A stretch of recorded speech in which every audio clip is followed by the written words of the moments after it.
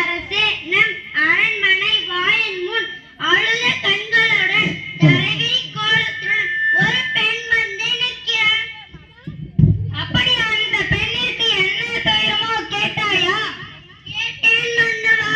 அதை பற்றி உங்களிடம் நான் கூற வேண்டும் என்று சொல்கிறார். அவள் உங்களிடம் நீதி கேட்டு வந்திருப்பதாக கூறுகிறார். நீதி கேட்டு வந்திருக்கிறாளா? சரி, அந்த பெண்ணை உள்ளே அனுப்பு. அரசர் உங்களை உள்ளே அழைக்கிறார்.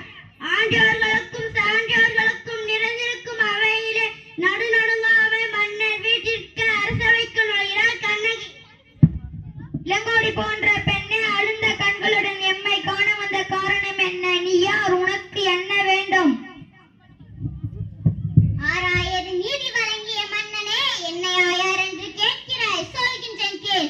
உலகம் வியக்கும் வண்ணம் ஒரு புறவுக்காக தன் உடலையே தந்த சிற்பி மன்னனை பற்றி நீ அறிவாயா?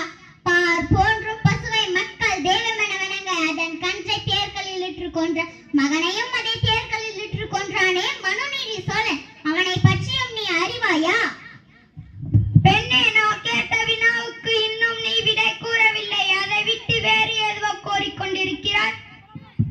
இழப்பின் அருமை தெரியாத மன்னனே, என் நில அறியாமல் தானே இப்படி பேசுகின்றேன். நான் இதுவரை கூறிய புகழ்மிக்க சோழ மன்னர்களால் வாழ்ந்த புகார் நகரமே எனதூர்.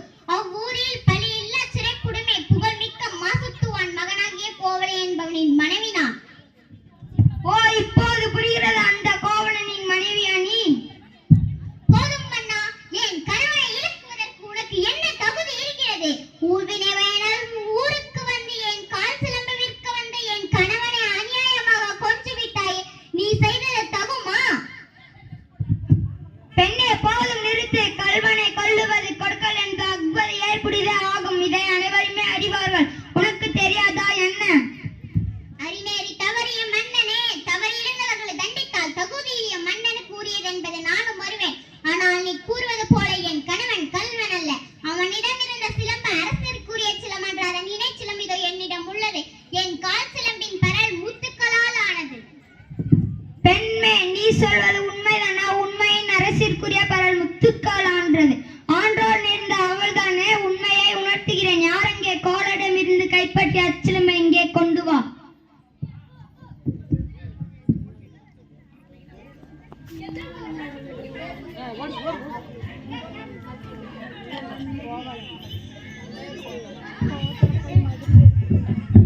சிலம்பை பெற்ற மன்னர் அதை கண்ணகியிடம் கொடுக்கிறார். உன் கணவரிடமிருந்து கைப்பற்றிய சிலம்பு.